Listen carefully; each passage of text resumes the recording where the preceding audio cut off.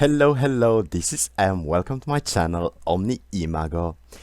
Did you ever receive after an interview the feedback that you're not a good fit for the role or that your experience is not matching the expectation for the job that you apply with? Today we're going to see how you can avoid that and how you can get your every single interview from now on. So let's get started.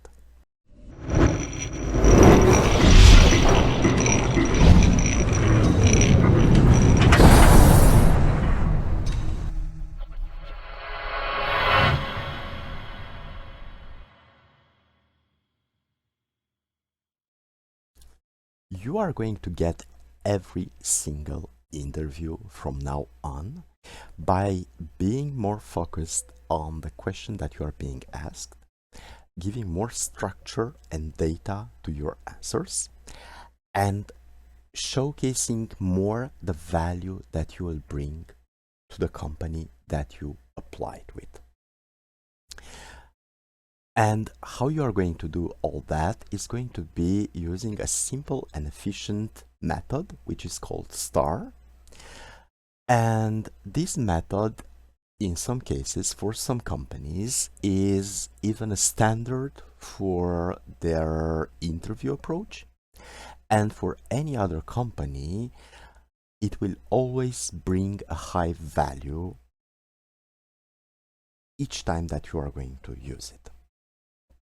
What STAR stands for, it's situation, task, action, and result.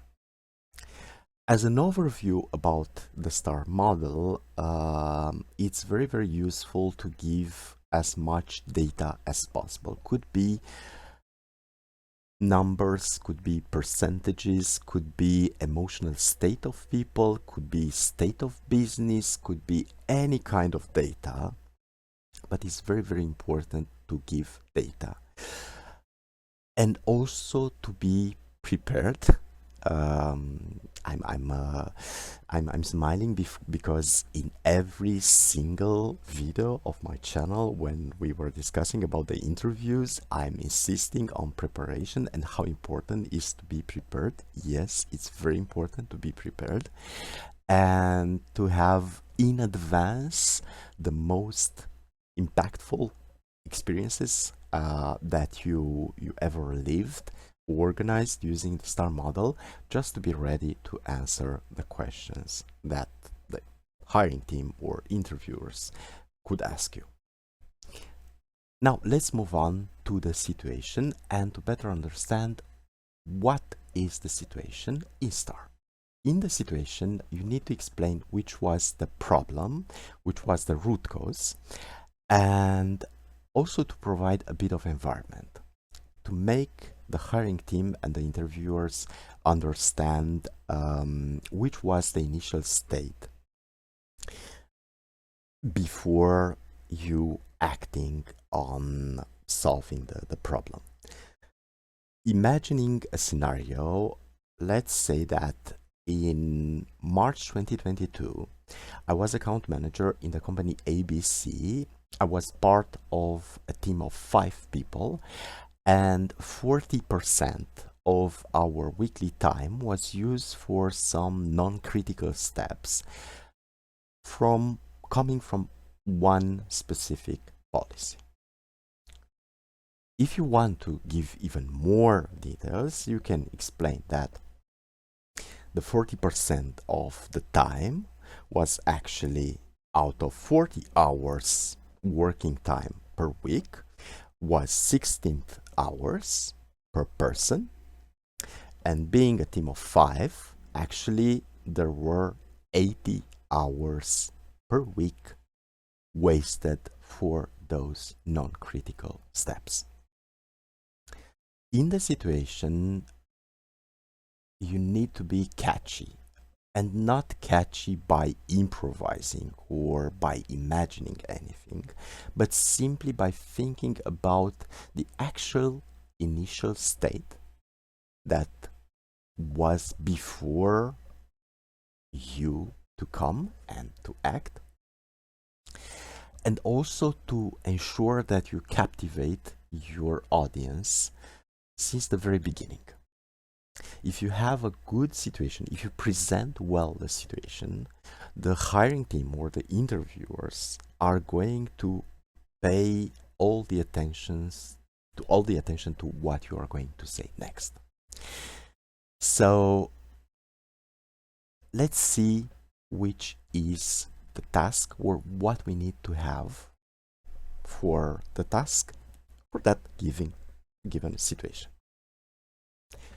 There are different types of tasks. So when we are referring to the task, that might be given by somebody else. For instance, my manager gave me the task to do something, or could be a proactive initiative that we had.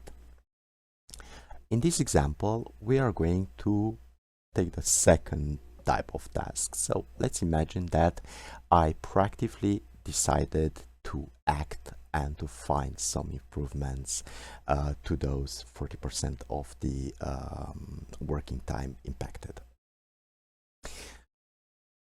Let's continue with the task and to say, I decided to find a way in reducing by half the 40% of that time for my team and myself. And I wanted to implement that plan in 8 weeks. So that could be an example of task. Actually, the task is the plan, is what we wanted to achieve or how we wanted to address that specific problem. Let's see now the details or the actions step by step, what I decided to do and what I managed to accomplish. In the action, you need to present the activities that you managed to do to solve the problem that you specified in the situation while using the plan that you mentioned in the task. It's also critical to make the difference between task and action. Why? Because the task is the plan. If you want, is simply I decided to, bullet points, and the action is the presentation of the activities that you developed using that specific plan. And I'm referring to that because I saw a certain number of people that were actually merging the task with the action, and that's not good because it might seem that you didn't have a plan. So it's very important to say that was my plan, that was the time frame, this I wanted to do, and then in the action to specify. So I did that, explaining with all the details.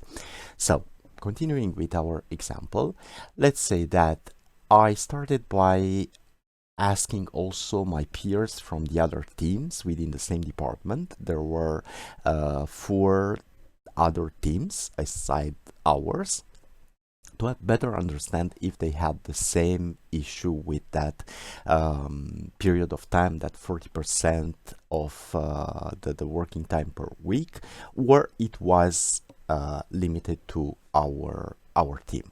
And the feedback that I received from the peers from the other teams was that they were exactly in the same situation. They had exactly the same problem. The next step was to propose a workshop to my peers within my team and the other teams to discuss about options to improve the situation and to reduce the time at least by half. So I organized the workshop. There were 5 peers in my team. There were 5 team members per team, so we were 25 people. We brainstormed about options and improvement opportunities that we had, and we managed to build a plan where instead of cutting 40% of the time, we were able to cut 50% of the time. With that plan, what I did was to escalate to the management team and to propose them a meeting to present the plan and to explain the benefits and to insist on the risk mitigation and how we wanted to implement that plan while receiving the support from the leadership team. I organized the meeting with the management team. They approved the plan and also escalated to senior leadership to have it implemented. And that could be a very straightforward action for the given situation. If you have more data, it's very, very good. So STAR, it's all about data. And you can bring as much data as possible while thinking about not entering or balancing the details as much as possible, just to be consistent and also to avoid losing your audience. So it's very, very good to follow the steps that, again, you mentioned in the situation and the task, but also to avoid giving too many or too few details. And now let's go ahead with the result of our actions. Before playing the result phase, I would highlight another topic, that if the action had to be connected with the task and the situation, also the result needs to be connected with the action, task, and situation. So more connected you have your data and more logical is the flow of the information, more impactful you will be. So for the result, let's say that I managed to receive the positive feedback also from senior leadership, the implementation of our plan. It was implemented 6 weeks after the initial workshop. We managed to reduce by 50% the time wasted for all the 5 teams. So actually we managed to, instead of 80 hours per week per team, to have 100 hours per week per team, so 500 hours per week, or 2000 hours per month using that plan. My peers and the leadership team expressed their gratitude for my initiative. They congratulated me for the idea and for the ownership, and they said that it was a very impactful proposition that I had. And that would be the result. Aside of the STAR, the situation, task, action, and result, it's very, very important to keep in mind that it's good to have an additional step prepared, which could be an additional R. In some cases, there is an additional R, so it's star double R at the end for the reflection, or if you want aftermath or continuous improvement. But it's good to think, even after a very, very impactful example and a very impactful and clear result, to think about that step as well. And now we are going to see which are the additional steps that you can have. And also we are going to see some tips and tricks on how to be even more efficient while using the STAR method during your interview. As you probably noticed, I used a lot of I. And I use it because it's essential also for the STAR model to use I. Even if in, let's say, in standard environment, working environment, team environment, we is the most appropriate term to be used. In the STAR model, it's very important to use I. I decided, I was assigned, I did, I coordinated, I planned, I checked, I measured, I, because it's about you. It's about what you did, and it's your interview. So don't feel ashamed or don't feel strange if you are overusing I, because I is recommended while using the STAR model. You insist on what you did. Of course, you highlight the fact that you did that, and also created an engagement. You communicated with others, you collaborated with everybody. It was a good teamwork, a good environment, a positive environment. So it's critical to highlight that aspect also, but please do use the I when presenting your example with STAR.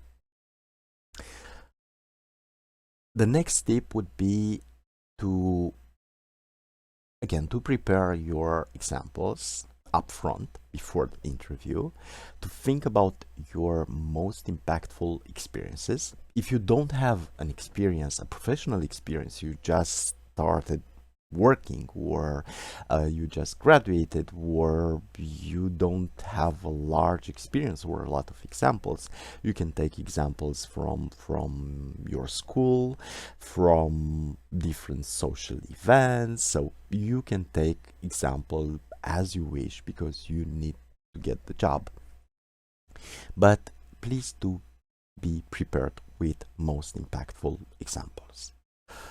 Depending on the length of the interview, on the company, you can think on different examples. And also, you can give yourself as much details as possible to be able to answer multiple questions with the same example. But always, always, always to answer the question asked.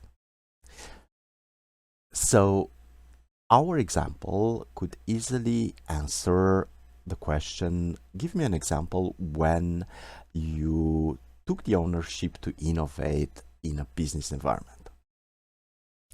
But as we saw it, could not answer the question, give me an example when you needed to collaborate with a peer which was not agreeing with the project that you are working on.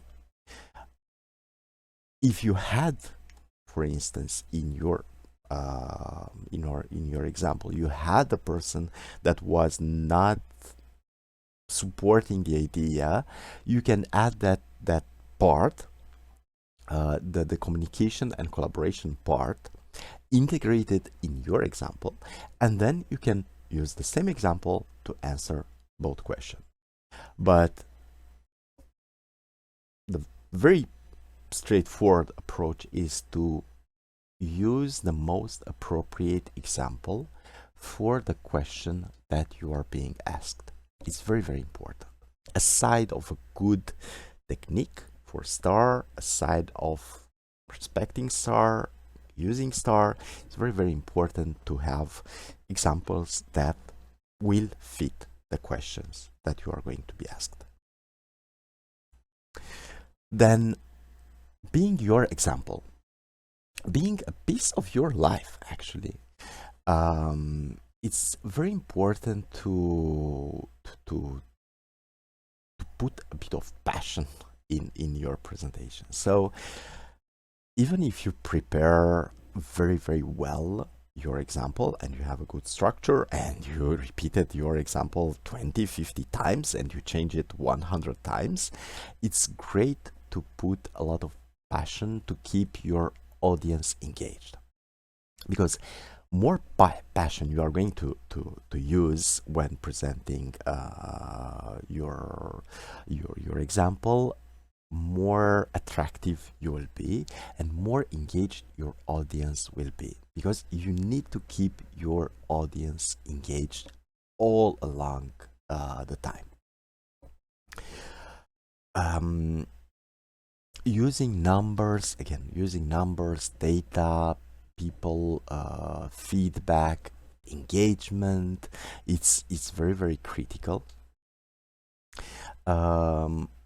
Also being specific, it's critical. So if we think another way of presenting very, very shortly, the very same example could be, I was working on the company ABC and I work on improving a project that led to a business impact. Can you see the difference between the star model and a presentation like this without star? It's much, much more impactful, and also it's very useful to give the details and to be as specific as possible. It's also very important to balance the quantity of details that you are going to use. What I would recommend you would be to agree with the interviewers or the hiring team since the beginning when the question will be asked. So to ask them if they would like to ask the questions as they have them, so actually to interrupt you when you are presenting and to ask you for more details, or to leave the questions at the end. That could help you first to anticipate in a way the communication, how the communication will go, and also to ensure that your audience, the interviewers, are aware that they can ask for more details. So to balance the number of details at a certain level where you keep your audience engaged, you present well your example, but you are not overwhelming their minds with too many details. You are letting them ask you the details that they would like to listen. It's also very, very important to earn the trust of the hiring team. So by earning trust, what I mean is to use real examples, real numbers, and to be genuine. Why? Because first of all, it's ethical, and then it's very, very important to think about the fact that the interview is not the objective, but the job itself. So what you want is to have the job, and then for that job, the very first thing that the team, the leadership will expect from you would be to be able to replicate the same example. So what you presented during the interview to be able to do. So you want to use genuine examples and not to invent anything. It's not practical. You need to showcase the value for the business. This is another thing that I noticed to some people that were presenting fantastic examples, but it wasn't clear which was the value added for the business. In our case, in the example that we just saw, there was a clear impact, 500 hours per week. It's a business impact. And by business impact, what I mean could be people motivation, could be also motivation. That's a business trigger as well. So to engage your team, to reduce stress, to make your peers more motivated and dedicated for the role that they are doing. Also the business quality, the quality of the service, the quality of the I don't know, the activity that you are developing, the productivity. In our case, it was a productivity oriented example. and also to think about the risk mitigation and to be prepared about risk mitigation. Aside of those tips, as I was referring earlier to the reflection or aftermath, um, it's very important to add an additional step, which would be the final one, where you are ready to answer questions, including questions like, what did you learn from that example, from that situation? And then to explain exactly what you learned. Then to think about questions like, what went well, or what didn't went well? What could you have been improved in a later similar situation? So to think about that kind of questions, and to be prepared and to answer, you can answer like this. It went well, the communication with the peers, with the management team. It was a straightforward and lean approach. So by the way, be ready for the Six Sigma, Lean Six Sigma videos that you are going to have on OMNIIMAGO on YouTube, because on omniimago.com they're already there.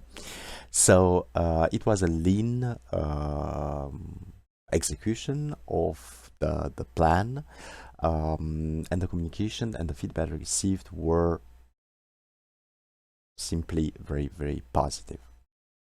What didn't went well? It was an improvement for one policy, and we didn't manage to cover all the policies. So what I'm planning to do, or what I was planning to do, was to review if the same situation was happening for other steps from other policies. So really to create a mechanism, a sort of continuous improvement mechanism at scale, more than one specific step of one policy. What could have been improved? Let's say that you managed to do the workshop with your peers in 2 hours, and you had the meeting with the management team of 30 minutes. Perhaps there was also an option to prepare a plan upfront, and then to merge the meetings and to gather everyone within the same meeting, and perhaps to have 1 hour, 1.5 hour workshop with the peers and the managers to be more efficient. So you can think about improvement areas. So really not to leave your example as perfect, even if you think it was perfect, and even if it actually was perfect. So really to think about the improvement and the questions that the hiring team could ask you. So that would be an overview about STAR, how STAR will help you get each interview from now on. And I invite you to also check omniimago.com and to see the posts and the audio posts that you have there about the STAR model, about Lean Six Sigma, about growth, development, exactly what you have here on YouTube. And I thank you so much for watching this video. I wish you a perfect day ahead. Do like the video if you like it, and ask me any question you have here in the comments below. See you next time. Bye bye.